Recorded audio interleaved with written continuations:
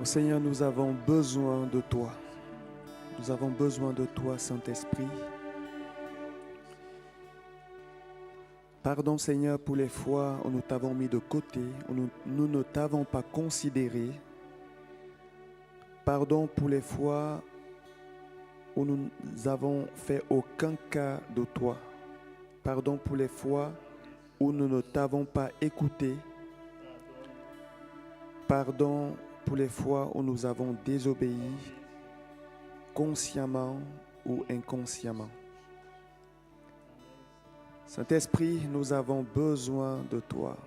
Viens prendre ta place dans nos cœurs, dans nos vies. Ô Saint-Esprit, renouvelle-nous par ta puissance et par ta force. Dans ton amour, ô Saint-Esprit, ne te lasse pas de nous conduire dans tes voies et dans toute la vérité. Saint-Esprit, sans toi, nous ne pouvons rien faire. C'est toi notre force. C'est toi qui nous donne la sagesse divine. C'est toi qui nous communique les plans de Dieu. C'est toi qui nous donne la force d'obéir même à Dieu. Au Saint-Esprit, nous avons besoin de toi. Agis dans nos vies, dans les profondeurs de nos cœurs. Viens nous débarrasser de tout ce qui ne t'honore pas et remplis-nous de toi, ô Saint-Esprit. Remplis nos bouches de ta parole. Investis-nous de ton autorité, de ton onction et de ta puissance, ô Saint-Esprit, et rends-nous capables d'accomplir la volonté de Dieu. Ô Saint-Esprit, viens encore te mouvoir ce matin. Agis dans les profondeurs du cœur, de l'âme et de l'esprit, ô Saint-Esprit. Fortifie et relève. Que ta parole ce matin soit apportée avec le caractère qui convient. Qu'elle renouvelle les forces de ceux qui sont fatigués. Qu'elle brise les chaînes du découragement et de la lassitude. Qu'elle apporte la délivrance à celui qui en a besoin. Qu'elle soit esprit et vie. Ô Saint-Esprit, agis à travers ta parole. Nous savons que tu soutiens toutes choses par elle. Permets à ton serviteur, ô Saint-Esprit, de parler avec une pleine assurance, avec foi, dans la grâce et dans la vérité, et que toute la gloire revienne à Dieu. Au nom de Jésus. Amen.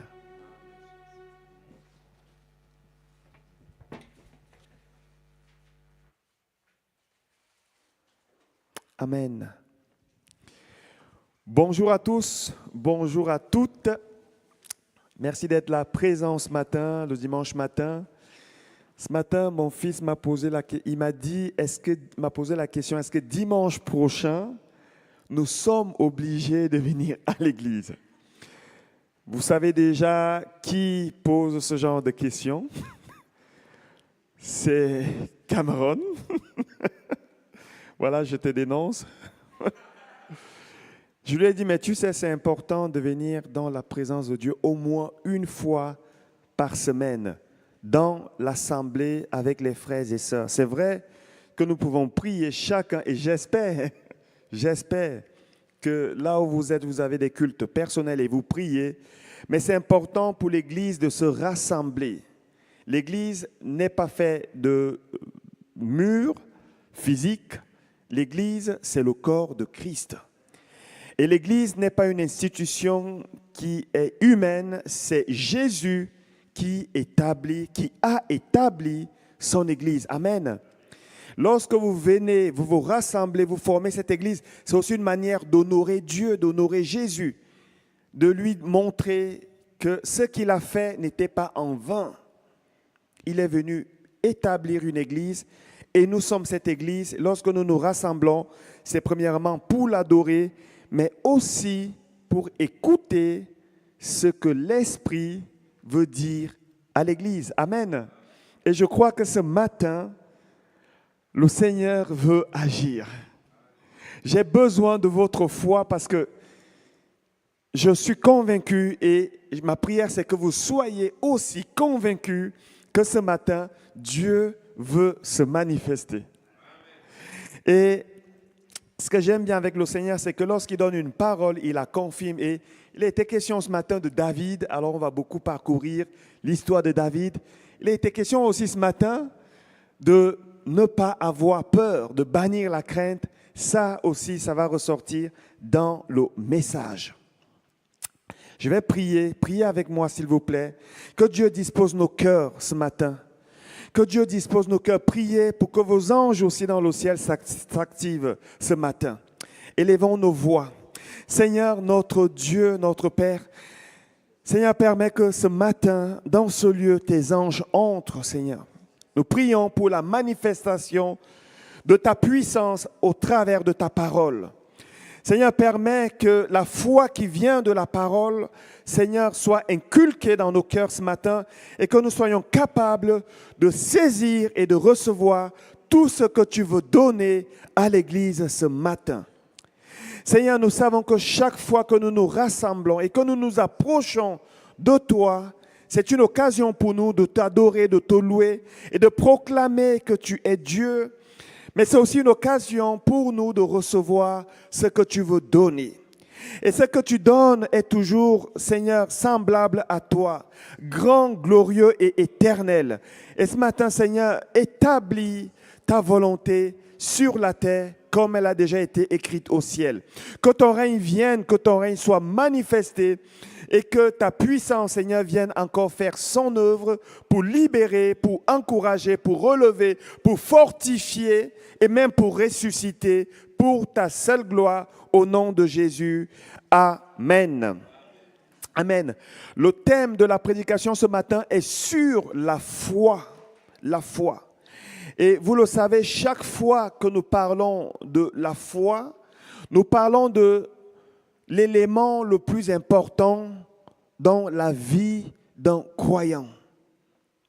S'il y a quelque chose que vous ne devez pas permettre à Satan de toucher, c'est votre foi. La Bible dit, sans la foi, nous ne pouvons plus être agréables à Dieu. Ce que Dieu regarde dans nos prières, dans nos louanges, dans notre service, dans tout ce que nous faisons, est-ce que nous le faisons avec foi? Dernièrement, je me suis rendu compte, pour ceux qui se posaient la question, comment se fait-il que Caïn, le sacrifice de Caïn, qui bien sûr était un sacrifice fait des produits de la terre, n'a pas été agréable à Dieu, n'a pas été agréé par Dieu. Eh bien, le Hébreu chapitre 11 nous dit que c'est par la foi que le sacrifice d'Abel a été beaucoup plus excellent que celui de Caïn.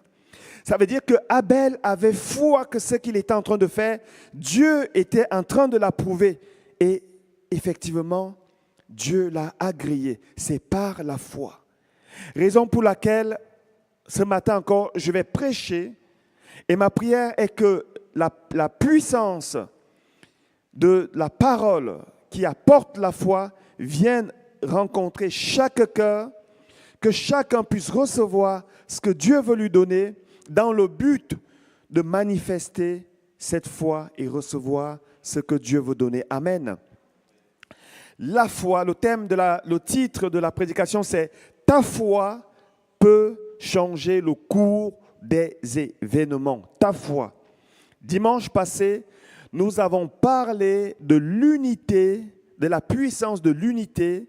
Et ce que nous avons vu pour les personnes qui n'étaient pas là, et parce que ça n'a pas été enregistré, nous avons vu que ces 5 compagnons avaient une foi commune, une foi solidaire, et ils sont allés passer par le toit et se présenter devant Jésus, et Jésus, voyant leur foi, il a guéri le 5e qui était porté et qui était paralysé à cause de leur foi. C'était une foi qui était groupée, une foi solidaire, une foi dans l'unité Ça, Dieu aussi apprécie cela. Mais ce matin, j'aimerais mettre l'accent sur une foi qui est personnelle. Parce que je crois que la foi d'une seule personne, une seule personne qui est enflammée de cette foi, peut changer le cours des événements et encourager plusieurs. Lorsque nous lisons le livre de Hébreux, chapitre 11, tout le chapitre, nous voyons ici que la foi, la Bible dit par la foi, ils ont fait des choses incroyables, des choses surnaturelles. Hébreux 11, 32 à 35 dit, « Et que dirais-je encore, car le temps me manquerait pour parler de Gédéon, de Barak, de Samson, de Jephthé, de David, de Samuel et des prophètes, qui, par la foi, vainquirent des royaumes, exercèrent la justice, obtinrent des promesses, fermèrent la gueule des lions, éteignirent la puissance du feu, échappèrent aux tranchants de l'épée, guérirent de leur maladie, furent vaillants à la guerre, mirent en fuite des armées étrangères, des femmes recouvrèrent leur mort par la résurrection. » Tout cela, la Bible dit que ça a été fait par la foi. Et ce que je trouve intéressant, c'est que dans le même chapitre, verset 11, parlant de ces héros de la foi qui nous ont précédés, il est dit, c'est pourquoi Dieu n'a pas honte d'être appelé leur Dieu. Dieu n'a pas honte d'être appelé ton Dieu lorsque tu crois en lui. Lorsque tu crois en lui, il est fier, il n'a pas honte d'être appelé ton Dieu. Pourquoi? Parce que tu lui fais confiance malgré tout. La foi qui peut changer le cours des événements. Nous allons lire maintenant, j'aimerais qu'on aille dans le livre de Samuel, on va parcourir le livre de 1 Samuel, le chapitre 17. Et nous allons prendre modèle et imiter la foi d'un homme appelé David. David, la Bible nous dit avant cela, dans Hébreux 5, 11 à 12, Hébreux c'est le livre de la foi, nous désirons, c'est ce que la Bible nous dit, nous désirons que chacun de vous montre le même zèle. Montrez le même zèle. Est-ce que tu peux dire, alors Jean-Michel est exempté, mais est-ce que vous autres, vous pouvez dire, nous désirons, je désire que tu aies le même zèle. Pour conserver jusqu'à la fin une pleine espérance. Une pleine espérance. Pour conserver jusqu'à la fin une pleine espérance, en sorte que vous ne vous relâchiez point et que vous imitiez ceux qui par la foi et la persévérance héritent des promesses. Ceux qui par la foi et la persévérance héritent des promesses. Et la personne, comme je l'ai dit, que nous allons imiter ce matin, c'est David. David, un homme qui, vous le savez, l'histoire de David, c'est une histoire que nous avons, je pense déjà tous lue au moins une fois, n'est-ce pas? La première fois que j'ai regardé un film, j'avais 9 ans, la première fois que j'ai regardé un film parlant de David et Goliath.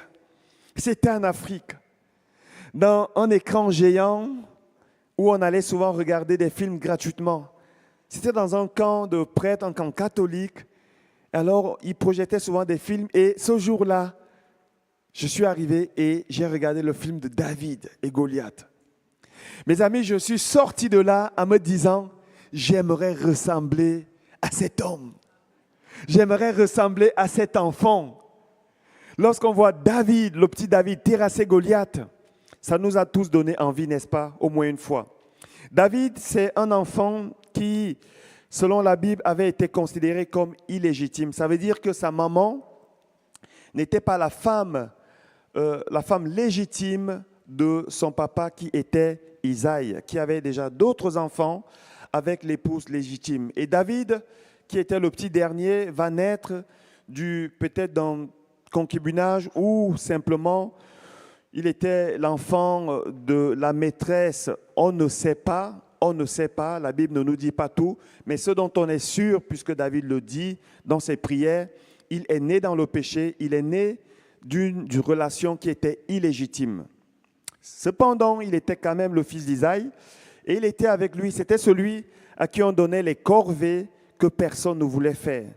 C'est celui qu'on exposait souvent au danger parce que lorsqu'on était berger à cette époque-là, parfois on était exposé au danger du lion, du loup, de l'ours qui venait souvent attaquer les brebis. C'était quelqu'un qui n'était pas considéré par les hommes, mais quelqu'un en qui Dieu a trouvé un cœur qui lui ressemble.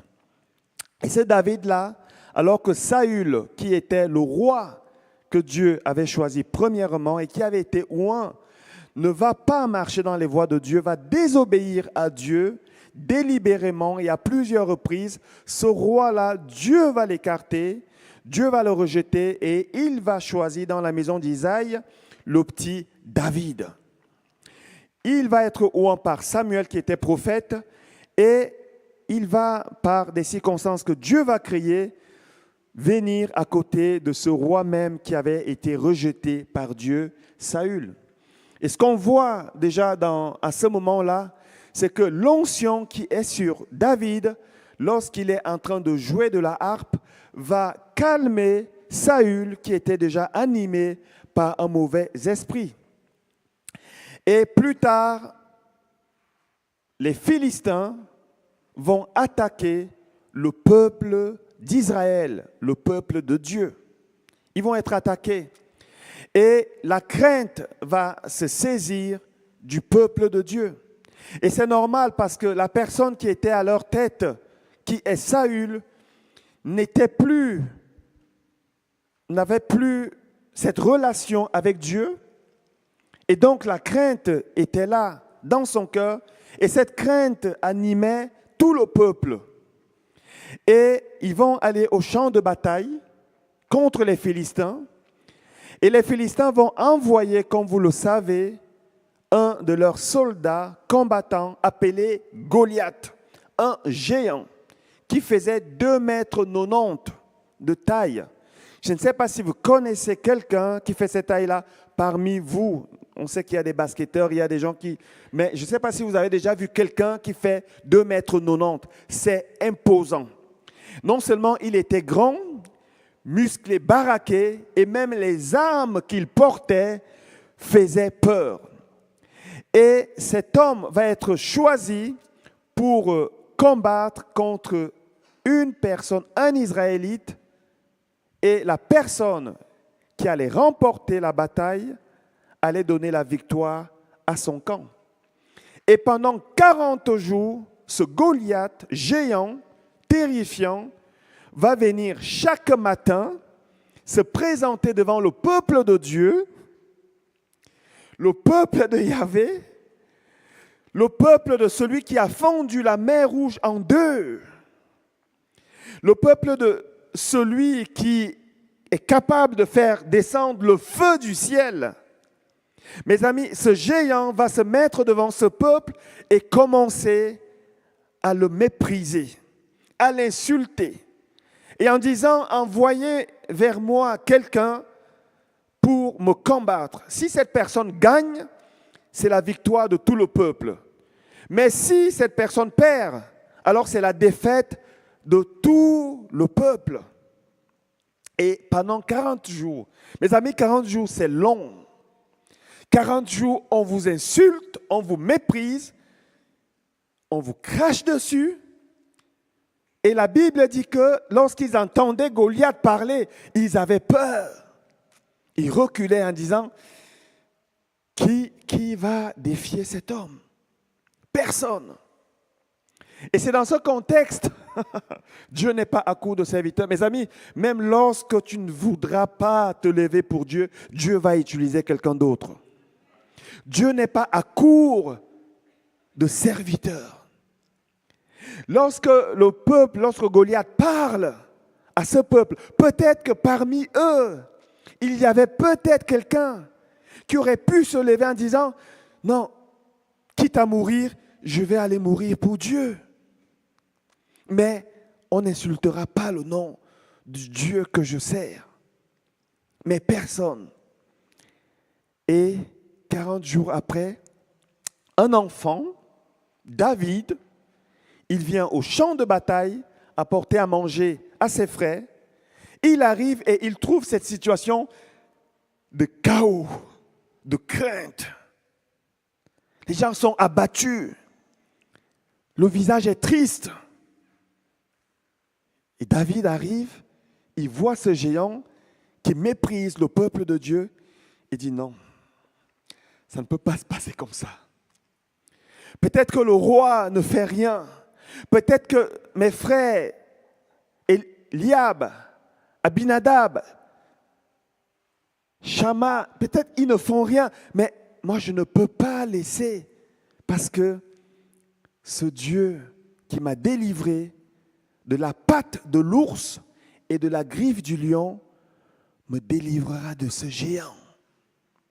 David se lève dans ce contexte, au milieu de cette crainte, de ce chaos, de cette tristesse, de ce découragement, pour dire non, je ne veux pas accepter cela. Mes amis, même lorsque tout le monde serait découragé, tu peux et Dieu peut t'amener à changer le cours des événements. Si et si seulement tu n'as pas oublié qui est ton Dieu. Mes amis, beaucoup de chrétiens ont oublié qui est Dieu. Vous savez, ils parlent de Dieu comme si c'était un Dieu qui était lointain, un Dieu du passé, un Dieu qui peut agir avec tout le monde, sauf eux. Lorsqu'ils vous parlent de Dieu, vous avez l'impression que les paroles qui sortent de leur bouche tombent à terre. Même le mot Dieu n'a plus de consistance dans leur bouche. On parle du Dieu qui a créé l'univers et la terre. Le Dieu qui dit et la chose arrive, celui qui ordonne et elle existe. Et parce qu'ils n'ont pas de foi, et parce que leur foi est fébrile, il n'y a rien qui se passe dans leur vie. Mes amis, David n'a pas oublié qui est Dieu. Écoutons ce qu'il dira lorsque il arrive au champ de bataille. On l'amène devant Saül, 1 Samuel 17, à partir du verset 32. David dit à Saül que personne ne se décourage à cause de ce Philistin. Que personne ne se décourage. Je ne sais pas si ça vous est déjà arrivé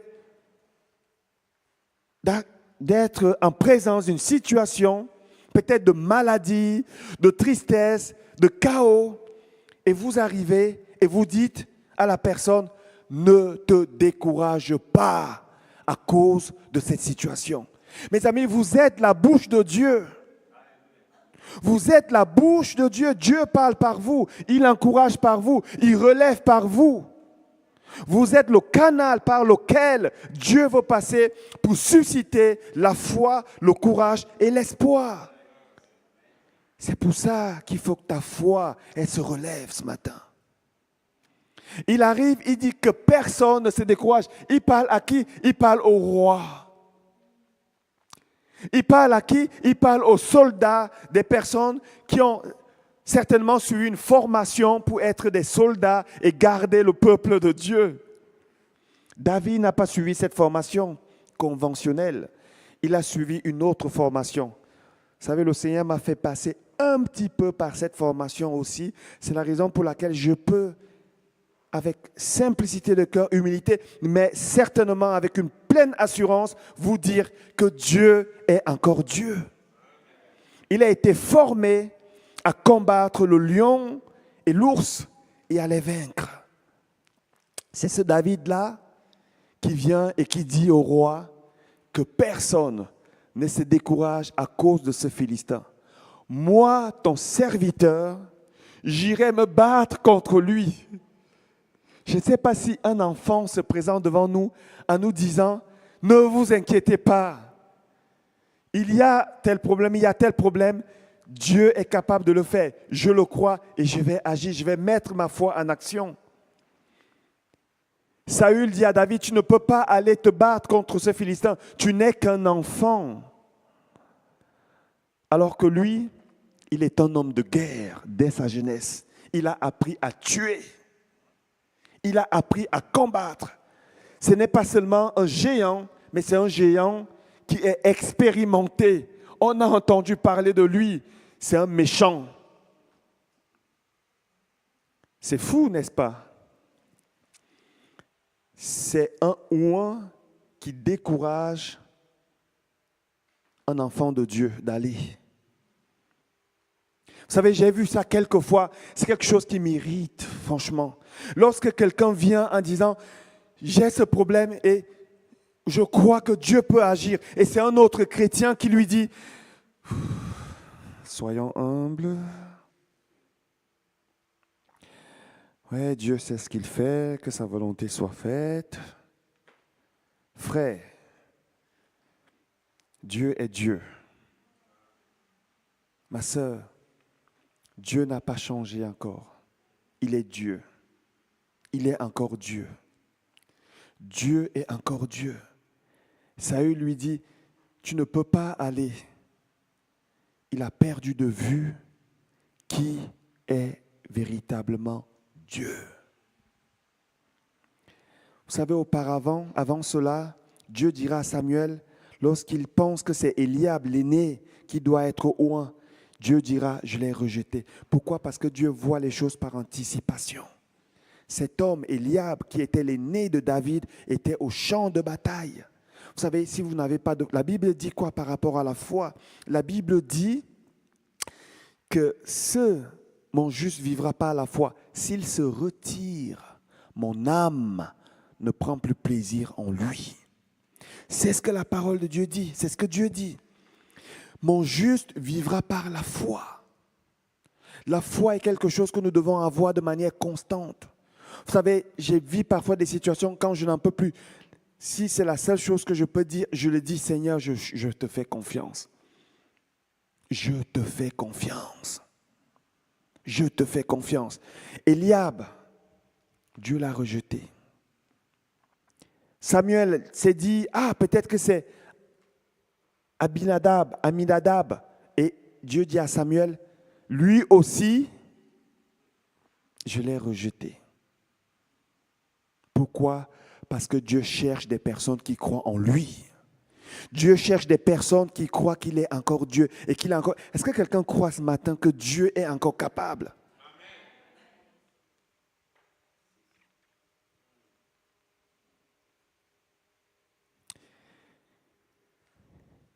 David,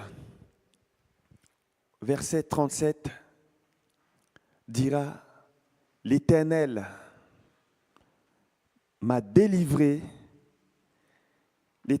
David dit encore, l'Éternel qui m'a délivré dans la version que j'ai, qui m'a délivré de la griffe du lion et de la patte de l'ours, me délivrera aussi de la main de ce Philistin.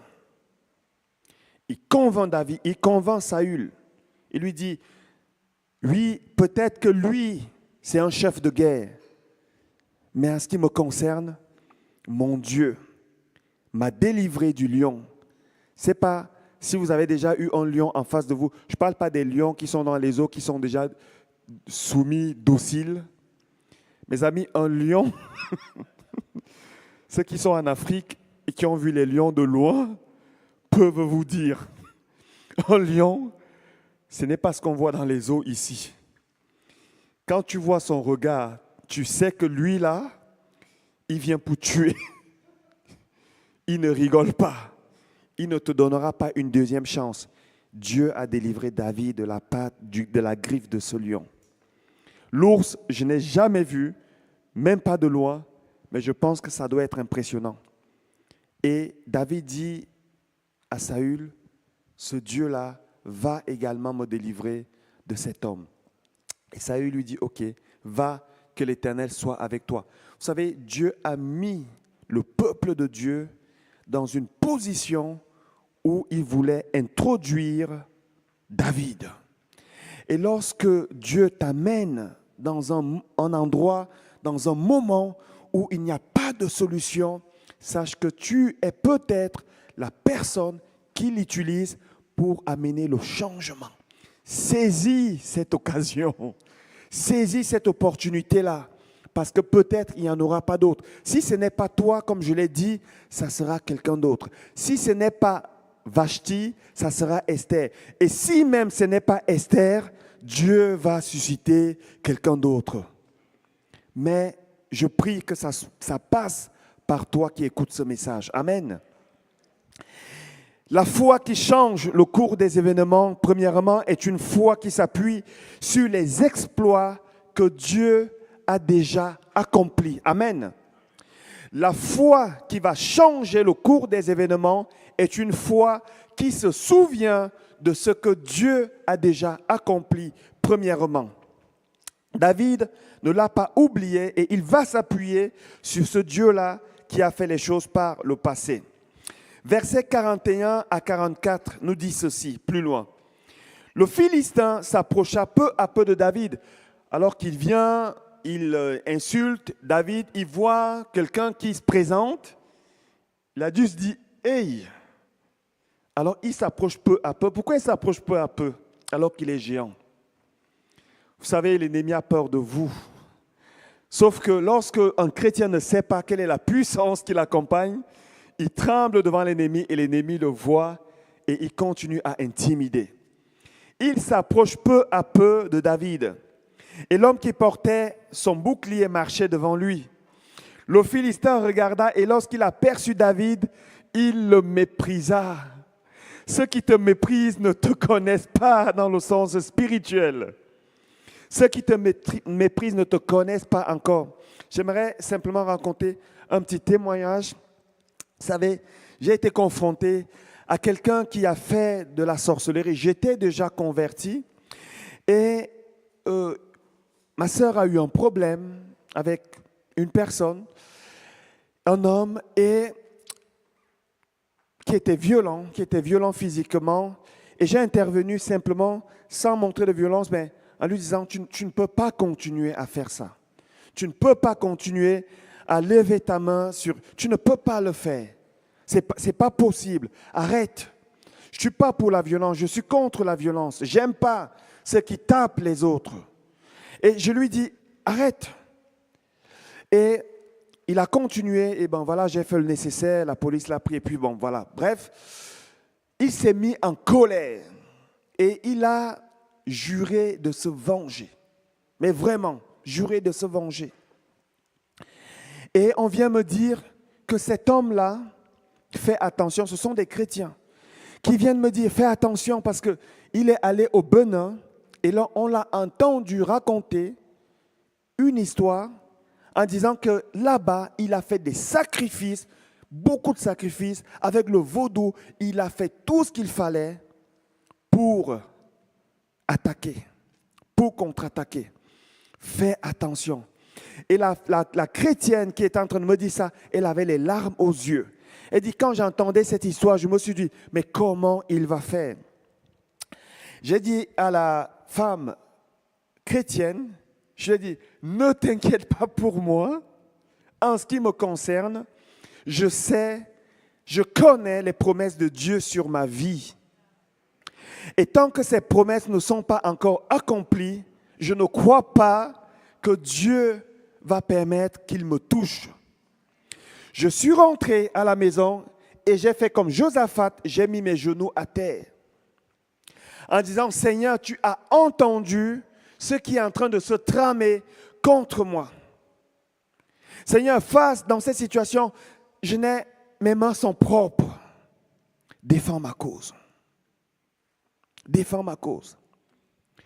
Plus tard, je fais un songe et je me vois dans ce songe, dans une grande salle, en train de parler à cet homme et en train de le reprendre en disant exactement ce que je lui disais déjà dans la vraie vie, en disant, tu ne peux pas le faire, arrête. Et je sors de cette grande salle et au moment où je suis en train de partir, de m'éloigner, je vois cet homme débouler, venir en courant contre moi. Et quand il avançait, il avait des muscles qui se formaient, il devenait impressionnant, géant. Et autour de lui, il y avait une multitude de personnes qui l'accompagnaient. Tous étaient en train de courir violemment contre moi. Je commençais à avoir peur dans le songe.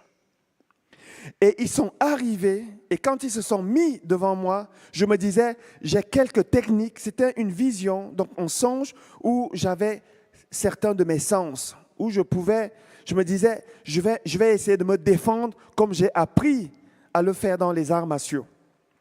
C'est ce que je pensais. Mais j'avais des gens autour de moi, je me disais, mais toutes ces personnes-là, mais comment je vais faire? Et à ce moment, il y a une personne dont je n'ai pas vu le visage, qui est venue et qui s'est tenu simplement à côté de moi.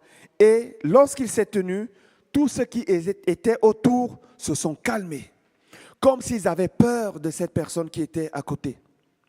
Mais celui avec qui j'avais le problème, lui, il n'avait pas peur. C'est comme s'il ne voyait pas cette personne qui était à côté de moi. Et au moment où on commence la bagarre, mes amis, le premier coup que j'envoie, c'était comme un éclair. Je me suis surpris et à côté, il y avait un arbre et j'envoie un coup, ça touche l'arbre, ça casse l'arbre en deux. Le troisième coup touche cette personne et un seul coup, il se tord, il commence à dire « Pardon, pardon, pardon, je veux croire en ton Dieu, je veux croire en ton Dieu, pardon, pardon. » Je me suis réveillé de ce songe en me disant « Waouh !» Dieu était en train de me dire « N'aie pas peur.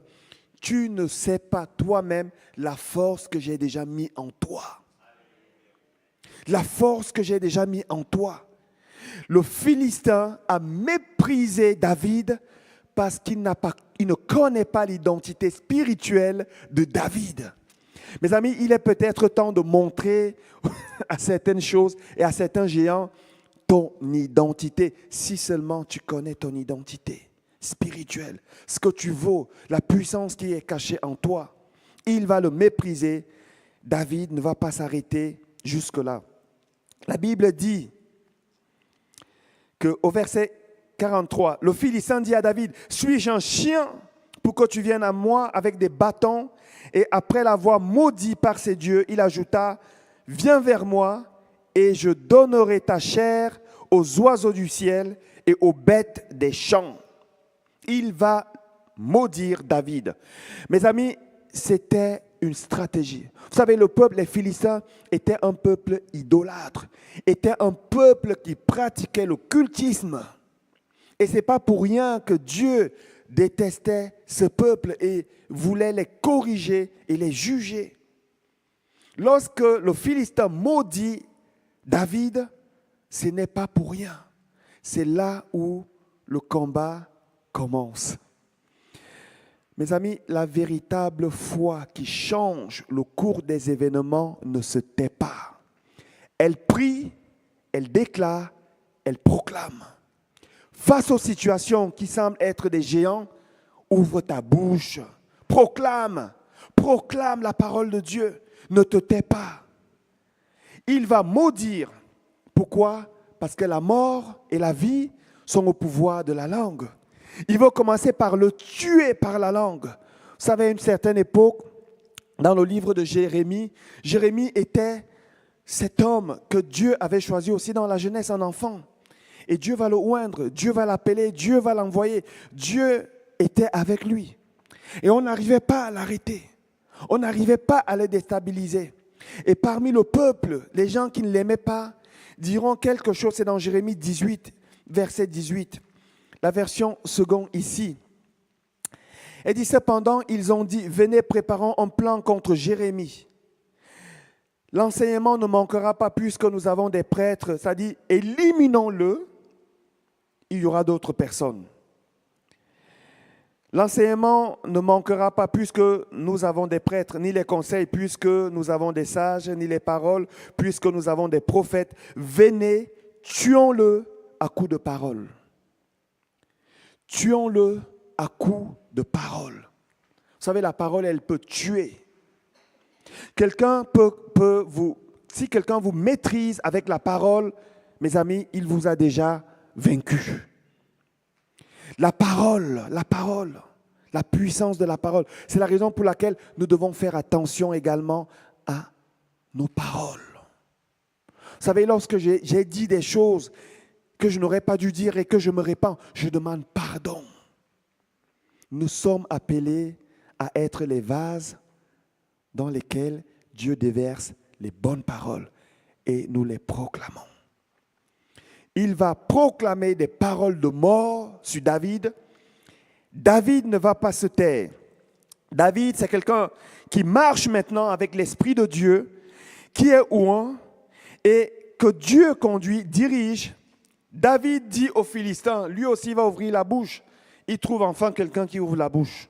Alors que les autres fuyaient, il trouve un enfant qui ouvre sa bouche.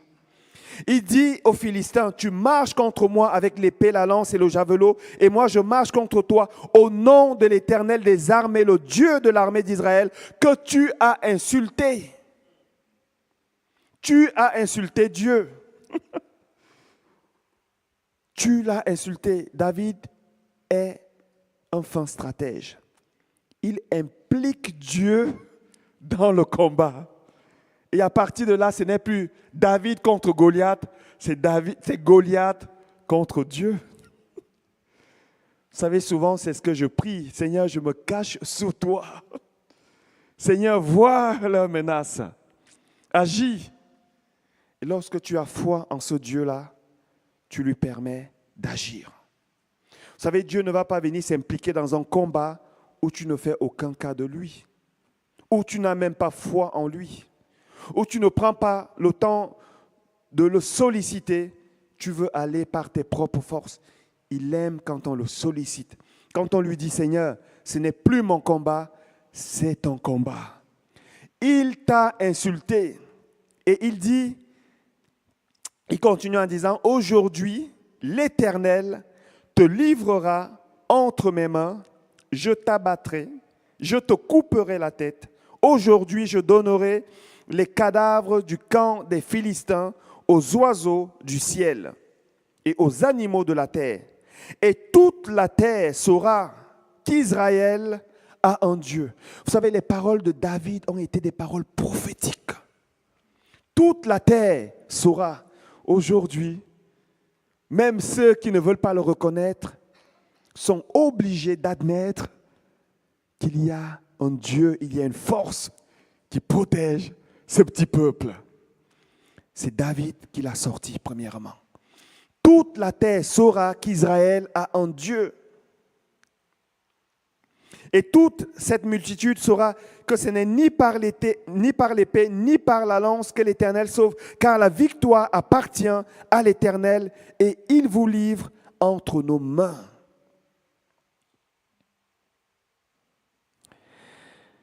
Considérez ici ce que David dit. À plusieurs reprises, 2 reprises, David dit aujourd'hui, aujourd'hui même. Vous savez, David ici est en train de manifester le caractère de Jésus. Lorsqu'il arrive à Béthanie, que Lazare est mort et que Marthe est en train de dire, je sais qu'il va ressusciter au dernier jour. Et Jésus lui dit, ne t'ai-je pas dit, si tu crois, tu verras la gloire de Dieu. Aujourd'hui même, ton frère va ressusciter. Vous savez, Dieu est aussi le Dieu du moment. Si vous n'y croyez plus, recommencez à croire qu'aujourd'hui même, Dieu peut changer ta situation. Amen. Mes amis, ce que j'apporte là, ce n'est pas mes paroles, c'est la Bible. C'est la parole de Dieu. C'est la parole de Dieu. Aujourd'hui même, Dieu va te livrer entre mes mains, géant, et je t'abattrai, je te couperai la tête. On a d'un côté un qui fait des promesses, qui dit des choses, et on a de l'autre côté un autre qui répond, qui réplique. La vraie foi, la véritable foi qui change le cours des événements, est une foi qui ne se tait pas face aux difficultés. Verset 48, verset 48 à 52, la Bible nous dit dans cette histoire qu'aussitôt que le Philistin se mit en mouvement pour marcher au-devant de David, qu'est-ce que David va faire? David va courir. Là où certains allaient reculer comme ça, David est en train de courir. Il court vers la victoire. Il court vers le changement. Il court vers l'opportunité que Dieu est en train de dresser devant lui. Il est en train de saisir son moment. Mes amis, il y a des moments que Dieu met dans vos vies. Ce sont des moments déterminants. Si tu es là et que tu ne maîtrises pas, que tu ne considères pas les choses, que tu ne discernes pas, que Dieu est en train de te faire entrer dans quelque chose de nouveau, ça risque de te passer dessus sans même que tu ne te rendes compte. Est-ce que ce matin, tu te rends compte que Dieu est en train de vouloir faire quelque chose?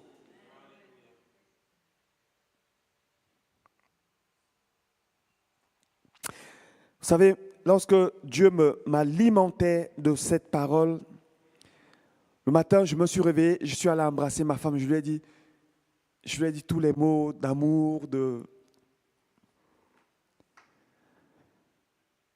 je lui ai dit, aujourd'hui ça va être bien. Dieu va faire quelque chose.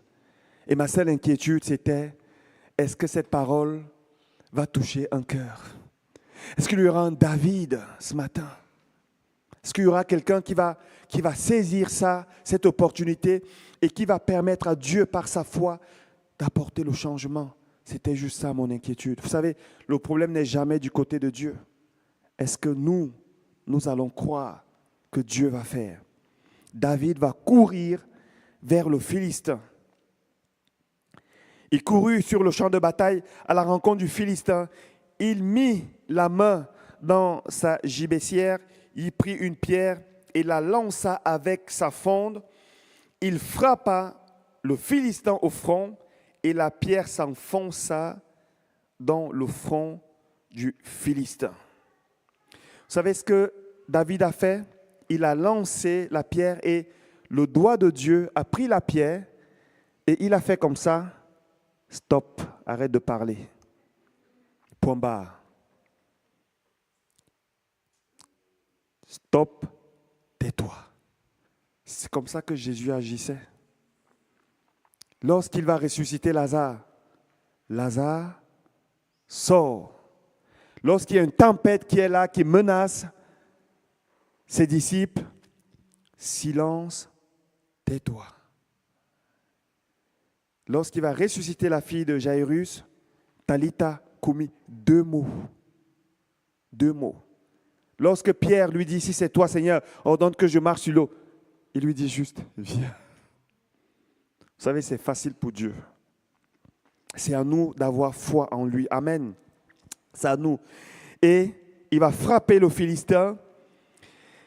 Et voilà ce qui se passe lorsque Dieu t'amène à changer le cours des événements.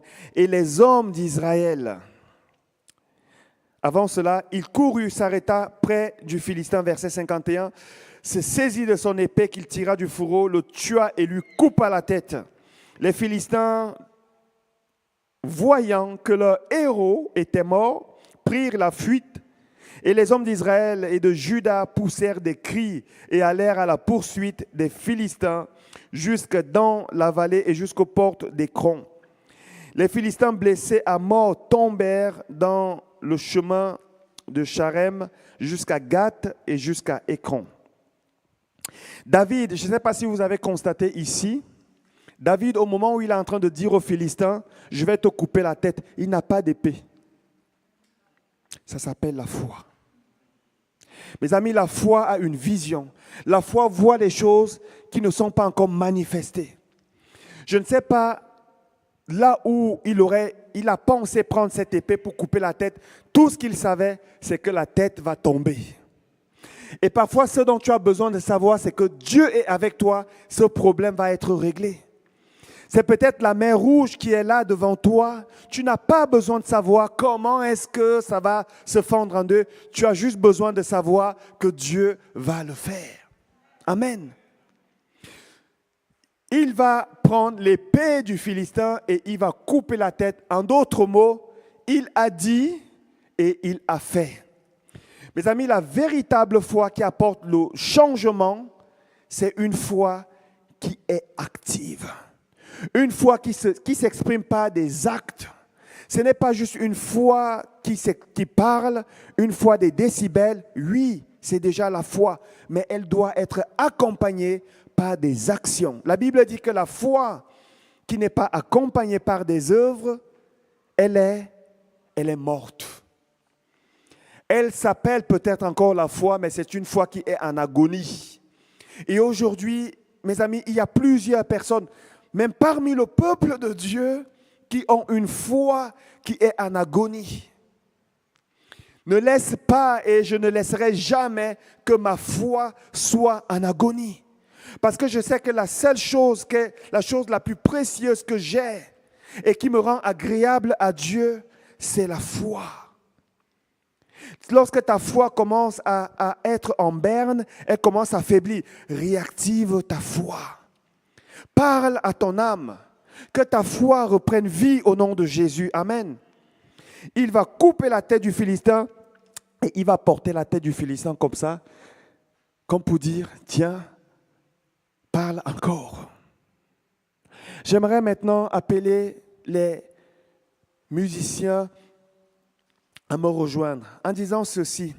On a mis l'emphase sur David et certainement que la parole de Dieu nous dit d'imiter ceux qui par la foi et la persévérance obtiennent des promesses.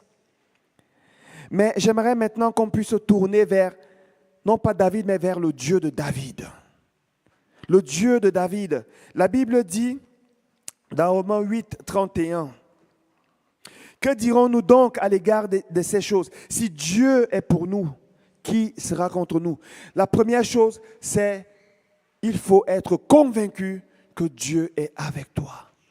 Vous savez, les éléments, les obstacles, les adversités, et même les choses que Satan va susciter au milieu de nous, ont pour but de vous faire croire que Dieu n'est plus avec vous. Ne laissez rien vous faire croire que Dieu n'est plus avec vous. La Bible dit, même lorsque les montagnes s'éloigneraient et que les collines chancelleraient, son amour ne s'éloignera pas. Ne laisse rien te faire croire que Dieu n'est plus avec toi. Si Dieu est pour nous, qui sera contre nous? Maintenant, j'ai mis une liste de choses qui pourraient être considérées comme des géants. Ces choses peut-être qui pourraient menacer ta vie. Peut-être que ces géants s'appellent maladie. Est-ce que c'est la dépression? Est-ce que c'est le doute qui est là comme un géant? Tu n'arrives pas à t'en défaire. Tu n'arrives pas. Est-ce que c'est le découragement? Quel est le nom de ces géants qui est en face de toi? Je ne sais pas, vous pouvez peut-être juste fermer les yeux et solliciter même le Saint-Esprit. Je suis sûr qu'il vous montrera un géant. Je suis sûr. Avec un peu de discernement, un peu d'effort, Dieu vous montrera un géant. Peut-être ce n'est pas votre géant, c'est peut-être le géant de votre enfant, c'est peut-être le géant de votre conjoint, c'est peut-être le géant de ta famille, de ton travail. Il y a un géant peut-être qui est là, qui se dresse. C'est peut-être le géant qui se dresse contre ton église. Est-ce que ces géants, ce sont simplement les difficultés de la vie? Des problèmes avec des collègues? Une dépendance? Un péché? Une addiction? Est-ce que ces géants est là sous forme d'une oppression démoniaque ou simplement un mal-être, un chagrin, une tristesse qui n'arrive pas à partir? Ça a la forme d'un géant. Est-ce que ce sont des sorciers qui sont là comme des géants autour de toi? Est-ce que c'est la lassitude? Est-ce que c'est la crainte? Est-ce que c'est autre chose? Comment s'appelle-t-il ton géant? Est-ce que ce sont des problèmes familiaux? Relations parents-enfants, conjoints? Je ne sais pas. Comment il s'appelle ton géant? Ce matin, ton géant, tu dois l'identifier. Il faut que tu l'identifies ce matin. Et peut-être comme David, il faut que tu lui dises, assez, assez, Tu portes peut-être un nom qui fait peur, mais je connais quelqu'un qui a le nom au-dessus de tout nom.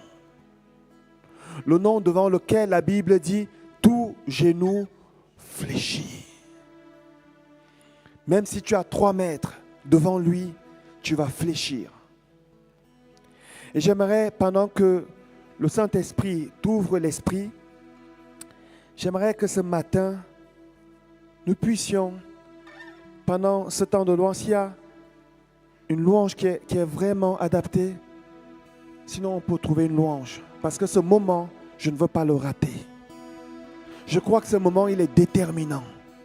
Je crois que ce matin, quelqu'un va, par la foi que tu vas exprimer ce matin, apporter le changement, peut-être dans ta vie, peut-être dans ta famille, peut-être dans ton travail. Ça va se faire ce matin. Aujourd'hui même, l'Éternel va abattre ce géant.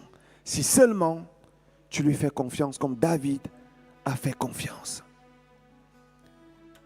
Si on peut juste se lever, s'il vous plaît, restons concentrés.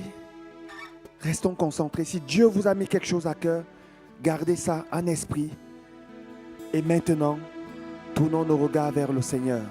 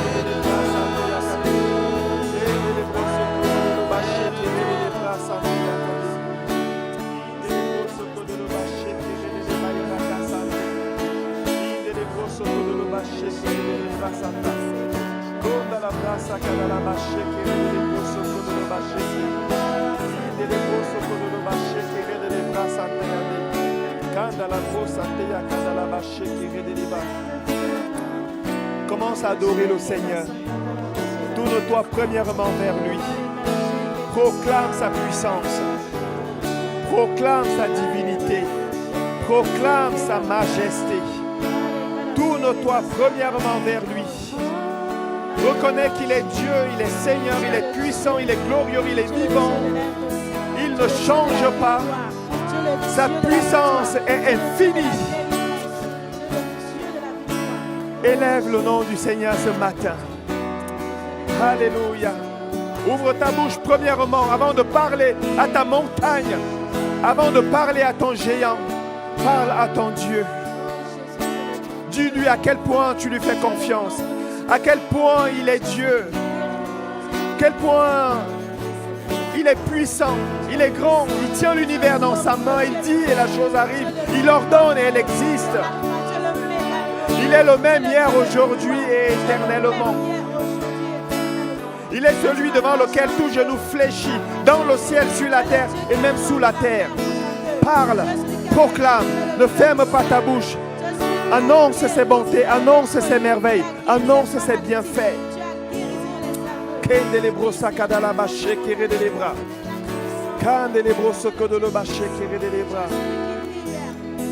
Alléluia. Seigneur, tu es merveilleux. Tu es glorieux, tu es puissant. Seigneur, me donne un autre nom de géant ce matin. Le Seigneur parle essentiellement à quelques personnes ce matin et le Seigneur dit, ce sont les paroles qu'on vous a dites qui vous ont liés. L'une des personnes, c'est dans le domaine du célibat. Tu essayes, tu fais des efforts, mais ça ne paye pas. Le Saint-Esprit te dit la foi que tu as en Dieu ce matin et la manifestation de ta foi, les déclarations et les proclamations de mes paroles que tu connais vont annuler ces mauvaises paroles. Parce que c'est dans le monde spirituel que tu es lié. Et le Seigneur parle à la deuxième personne. Le Seigneur te dit, je suis ce Dieu qui fait enfanter les biches. Je suis ce Dieu qui a fait enfanter Sarah. Je suis ce Dieu qui a fait enfanter Anne. Et je suis capable encore de le faire, te dit le Seigneur. Tu as une foi, mais c'est une foi qui vacille selon les temps, selon ce qu'on te dit, selon ce que tu apprends, selon les informations qu'on te donne.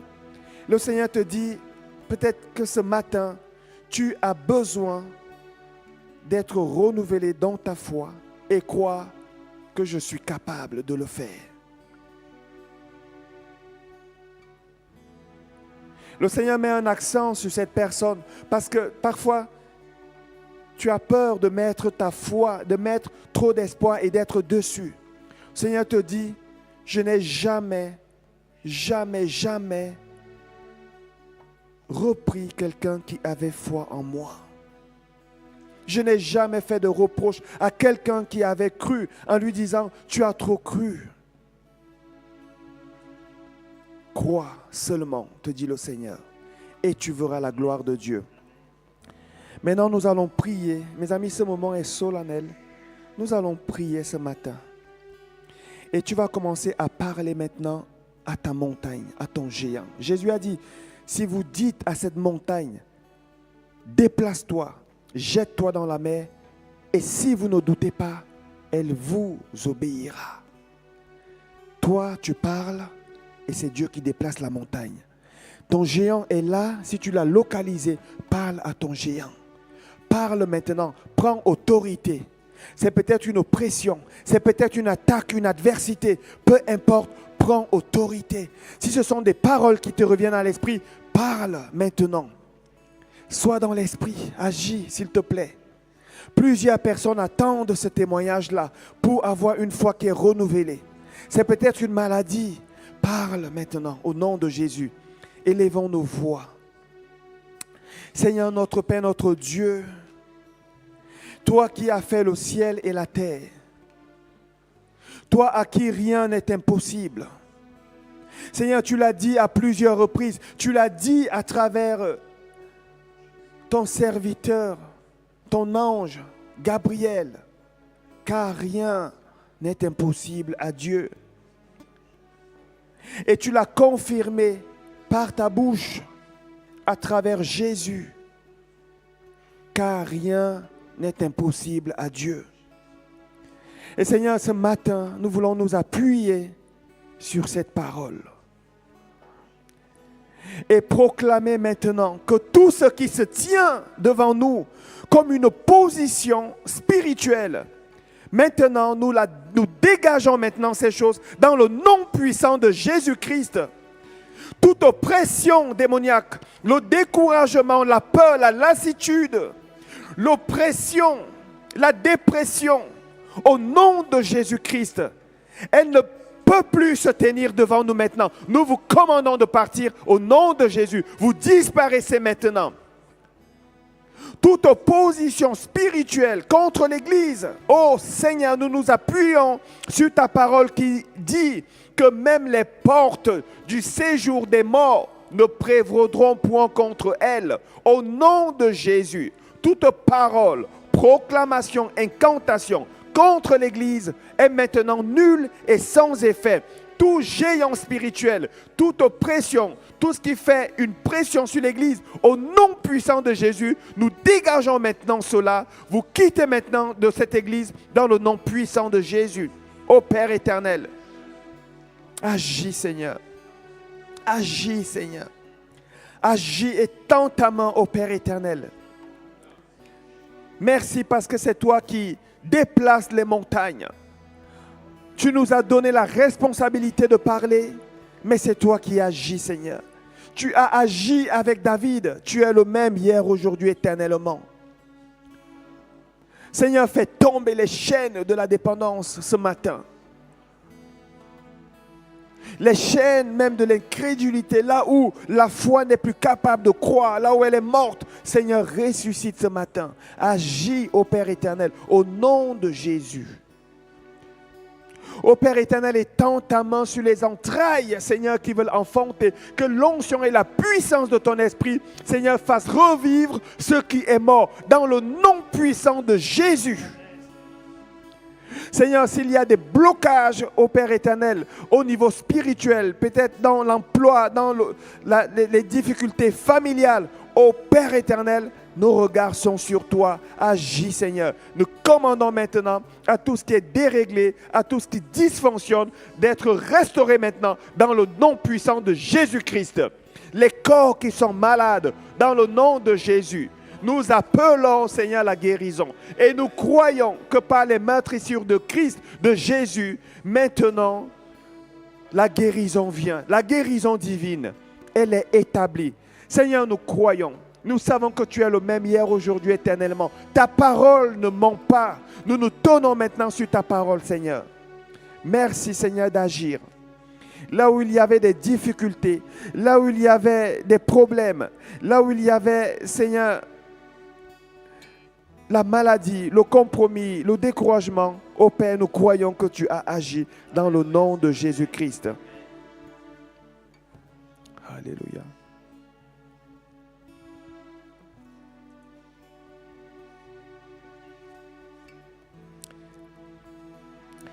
Car il est glorieux et digne de régner. L'agneau est souverain.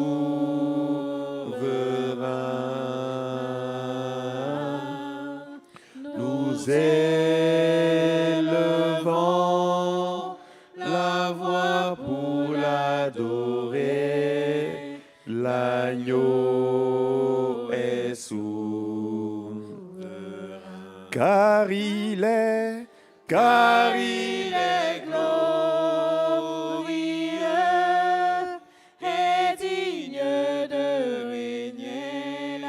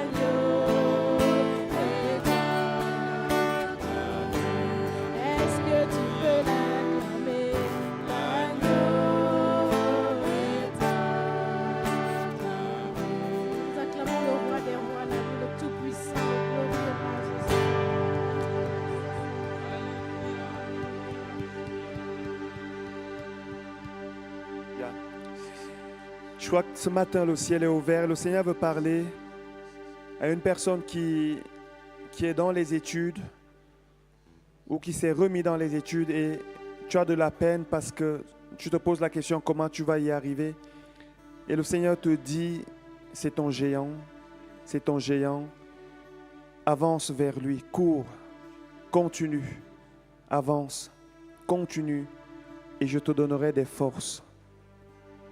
C'est quelque chose, je ne sais pas si c'est quelqu'un qui nous regarde sur Internet ou en présentiel, c'est quelque chose que tu ne dis pas, mais tu le vis. Tu le vis et le Seigneur te dit, ne t'arrête pas, ne t'arrête pas, continue. Ça semble être difficile, insurmontable, mais je suis avec toi et tu vas y arriver.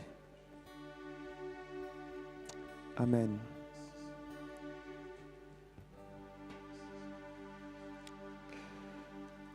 Vous allez bien?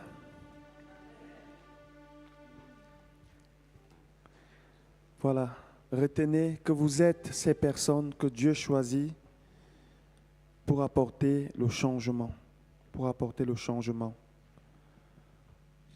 Simplement en prenant position, en vous appuyant sur Dieu, Dieu à travers vous peut encourager et relever une multitude. Ne baissez pas les bras. Ne vous laissez pas intimider. Ne vous laissez pas décourager. Ne vous laissez pas impressionner. Dieu est encore Dieu. Et il est de votre côté. Il est avec vous. Amen. Il est avec vous. Il est avec vous. N'ayez pas peur. N'ayez pas peur. Et comme je le dis souvent, si je peux vous dire ça aujourd'hui avec autant d'assurance, c'est parce que j'ai vu Dieu. J'ai vu Dieu agir. J'ai vu Dieu agir. J'ai vu des géants, des tsunamis venir dans ma vie pour m'engloutir au point où je me disais que c'était fini. Mais Dieu n'a pas permis que ça soit fini. Et lorsqu'il fortifie, c'est pour fortifier d'autres personnes. Ne vous découragez pas, continuez simplement à croire en lui. Faites-lui confiance malgré tout. Malgré tout, je te fais confiance. Je te fais confiance. Et en son temps, il agira. Amen. Voilà, nous allons passer maintenant aux annonces. Mercredi, nous avons notre rencontre de prière ici à 20h. 20h. Il y a eu la nuit de prière vendredi passé. Je n'étais pas là présentement parce que j'avais déjà pas mal de programmes dans la journée, mais on m'a dit que c'était juste exceptionnel. Non pas juste Marie-Claire, mais une autre personne qui était là, qui m'a dit, cette nuit-là, il y a eu quelque chose. Et je tiens à remercier Marie-Claire et Michel Mestre, son mari, les deux, et merci beaucoup de ce que vous portez. Vous portez cet aspect de l'Église qui est tellement important, la prière. La prière. Que Dieu renouvelle vos forces. Qu'il vous entoure de ses anges et qu'il vous rende capable de continuer d'avancer. Qu'il accomplisse en vous et à travers vous des signes et des prodiges au nom de Jésus. Vraiment qu'il vous bénisse. Et merci à toute l'équipe qui est là, qui vient prier la nuit. Elle m'a envoyé un message et Marie-Claire, je me suis dit, il faut qu'on écoute ce message ici dimanche. Qu'est-ce qui se passe la nuit?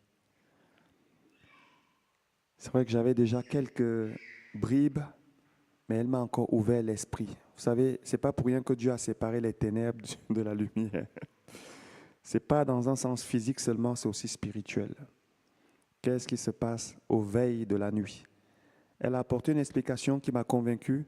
Je lui ai dit, il faudrait qu'on entende ce message ici pour que ça active la foi, parce que c'est pour ça qu'on prêche, pour que la foi soit activée et qu'on ne soit plus des ignorants, que le peuple ne périsse plus par manque de connaissances. Mais mercredi déjà, nous allons être là et nous allons prier continuer à prier sur ces thèmes pour que les montagnes se déplacent encore et encore au nom de Jésus. Nous allons commencer les cours de fondement de la foi en vue du baptême le lundi 8 septembre à 18h. C'est vu avec 2 personnes qui veulent se faire baptiser.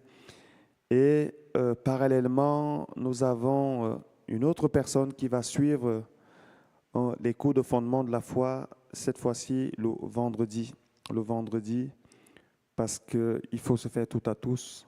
Elle ne peut pas le lundi, mais nous aurons bientôt les baptêmes, un service de baptême, et on commence lundi 8 septembre à 18h. Si vous voulez suivre les cours de fondement de la foi, simplement rafraîchir vos connaissances sur les bases, les fondements de la parole de Dieu, n'hésitez pas à venir suivre ces cours.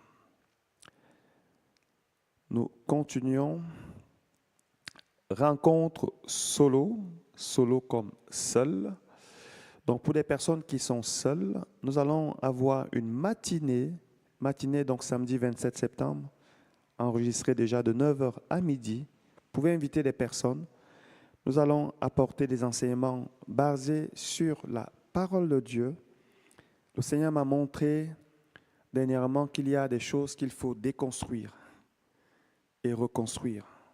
Déconstruire et reconstruire. C'est ce que Dieu dira à Jérémie. Je t'ai établi pour arracher et ensuite pour planter. Il y a des choses qu'il faut abattre et reconstruire. Il y a des pensées que les enfants de Dieu traînent, qui sont là comme des chaînes qui ont été posées dans leur esprit, soit par la chair, soit par l'ennemi, et soit même par des paroles des hommes. Et ils vivent comme ça seuls, ils se disent, bon, tant qu'à faire. Et certains même prennent la parole de Dieu. Paul a dit que si quelqu'un ne veut pas se marier, oui, c'est Paul qui a dit. Au commencement, Dieu a dit, il n'est pas bon que l'homme soit seul. On va faire ce travail-là parce que je crois que lorsqu'on engage la parole de Dieu, Dieu s'engage. Chaque fois qu'on apporte la parole de Dieu, il s'engage parce qu'il soutient toutes choses au travers de sa parole. Si même vous êtes déjà avec quelqu'un, si vous voulez vous préparer, avoir une meilleure préparation, parce que je crois que le succès d'une œuvre tient aussi à sa préparation, venez à cette matinée. Matinée de petit déjeuner, enseignement, pause et enseignement. Et entre deux, on prie. S'il y a des blocages, ça va sauter au nom de Jésus. S'il y a eu des paroles, on va les briser au nom de Jésus. Et on va mettre notre foi ensemble, prier, parce que malheureusement, et très souvent, les enfants de Dieu restent seuls. La Bible dit qu'ils périssent par manque de connaissance. Dieu n'a pas appelé tout le monde à vivre une vie comme ça, seul, où tu te lamentes, où tu tournes en rond, comme un poisson rouge dans un bocal.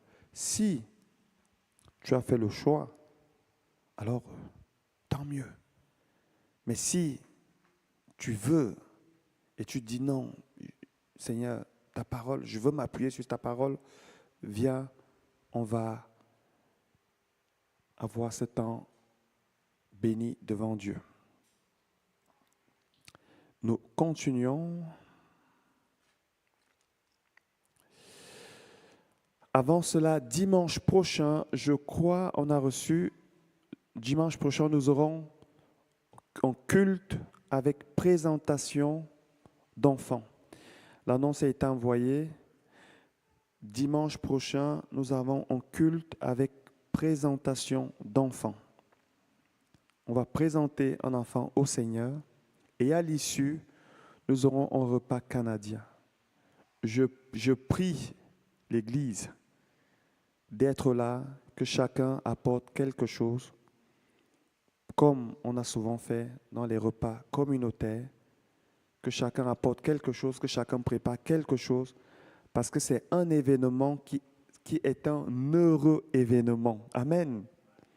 La Bible dit, réjouissez-vous avec ceux qui se réjouissent. Réjouissez-vous avec ceux qui se réjouissent. Donc lorsque Dieu bénit, une personne, réjouissons-nous avec cette personne. Lorsque tu commences à te réjouir avec cette personne, peut-être que ta bénédiction est déjà en route. Donc c'est la parole de Dieu. On s'appuie sur elle. Et voilà, prions aussi, préparons-nous aussi.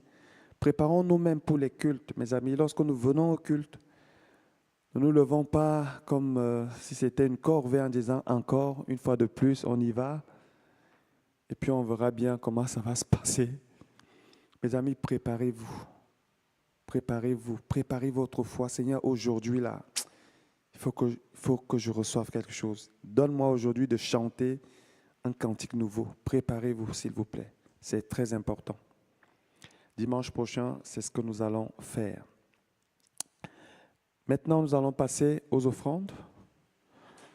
Que chacun donne comme il a résolu en son cœur.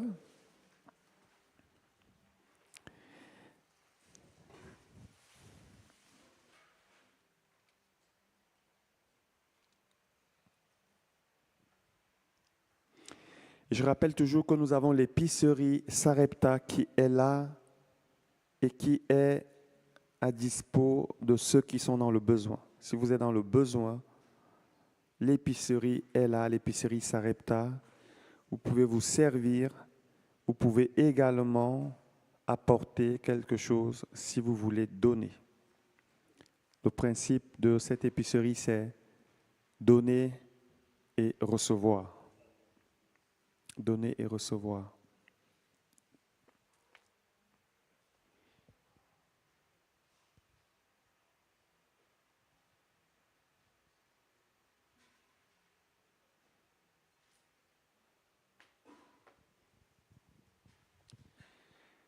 Voilà, nous avons terminé. S'il n'y a plus d'annonces, on va se lever, on va clôturer ce culte.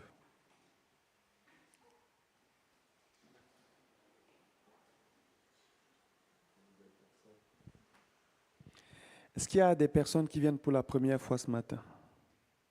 Pour la toute première fois ce matin, ici dans ce lieu, est-ce qu'il y a une personne qui vient? Non?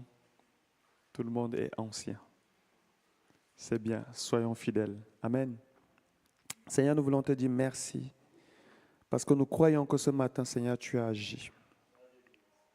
Seigneur, merci parce que nous savons que nous aurons des témoignages. Tu es le Dieu qui parle. Seigneur, à plusieurs reprises, tu nous as parlé. Et ce que tu as dit, tu l'as accompli.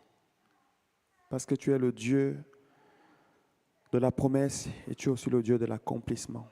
Tu es le Dieu qui dit et la chose arrive, celui qui ordonne, elle existe. Nous avons vécu ce culte, ô Père Saint, conformément à ta parole. Merci parce que tu soutiens toutes choses par elle. Permets que cette parole qui est venue, qui a fait naître un espoir, une foi nouvelle dans les cœurs, soit gardée, conservée. Que les oiseaux du ciel ne viennent pas la voler. Que les épreuves de la vie ne viennent pas la détourner. Et que les intimidateurs, Seigneur, ne nous volent pas cette foi. Nous croyons que c'est toi qui es encore Dieu. Permets que dans cette semaine, ton peuple, tes enfants, puissent expérimenter, Seigneur, ta faveur, ta grâce et ta puissance. Permets, mon Dieu, qu'ils aient, lorsque nous allons nous retrouver, nous rencontrer de nouveau, qu'ils aient un témoignage qui parle de ta grandeur. Seigneur, permets qu'à travers ce témoignage, plusieurs personnes puissent croire en toi, qu'elles aient une foi renouvelée en toi, qu'elles puissent se tourner vers toi.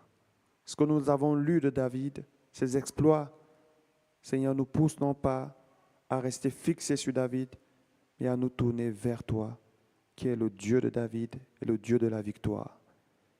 Que le Seigneur vous bénisse, que le Seigneur vous garde, que le Seigneur vous renouvelle, que le Seigneur renouvelle votre foi, que le Seigneur vous donne d'être des sources de bénédiction et des lumières partout où il vous a établis. Soyez bénis abondamment au nom du Seigneur Jésus. Soyez bénis. N'hésitez pas à partager lorsque vous allez recevoir le lien. n'hésitez pas à le partager. C'est aussi ça transmettre la bénédiction de Dieu. Soyez bénis, bon dimanche et bonne semaine.